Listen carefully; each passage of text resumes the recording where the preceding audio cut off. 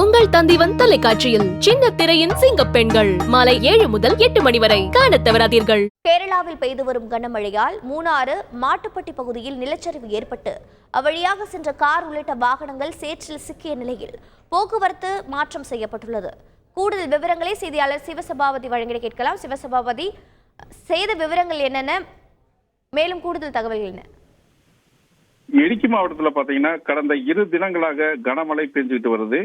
குறிப்பா பாத்தீங்கன்னா மூணாறு பகுதியில கனமழை பெஞ்சதுனால பல இடங்கள்ல நிலச்சரிவு ஏற்பட்டிருக்கு. குறிப்பா மூணாறு கேப் ரோட்ல பல இடங்கள்ல மண் சரிவு ஏற்படும் அபாயம் உள்ளதால போக்குவரத்து தடை செய்யப்பட்டுள்ளது. இந்த பாதை வழியாக செல்லும் வாகனங்கள் மாற்றுப்பாதை வழியாக திருப்பிவிடப்பட்டுள்ளது. அதே போல பாத்தீங்கன்னா மூணாறு மாட்டுப்பட்டி சாலையிலும் பல இடங்கள்ல மண் சரிவு ஏற்பட்டு மரங்கள் முறிந்து சாலைகள்ல விழுந்துருது. இதனால வாகன ஓட்டிகள் பெரும் சிரமம் அடைந்தனர். பல இடங்கள் மண்கள் நீக்கப்படாததால அந்த சகதிகள் வாகனங்கள் சிக்கி தவித்து வருகின்றன. இதே போல பாத்தீங்கன்னா மூணாறு டாப் டிவிஷன் பகுதியிலும் தேயிலை தோட்ட குடியிருப்பு பகுதியிலும் பல இடங்கள்ல மண் சரிவு ஏற்பட்டுள்ளது.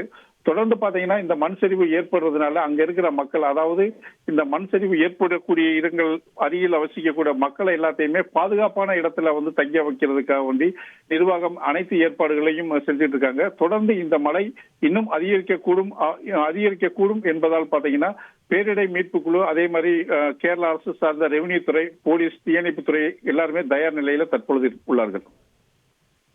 விவரங்களை வழங்கியதற்கு நன்றி சிவசபாபதி. உங்கள் தந்திவன் தொலைக்காட்சியில் சின்ன திரையின் சிங்க பெண்கள் மாலை 7 முதல் 8 மணி வரை காணத் தவறாதீர்கள்.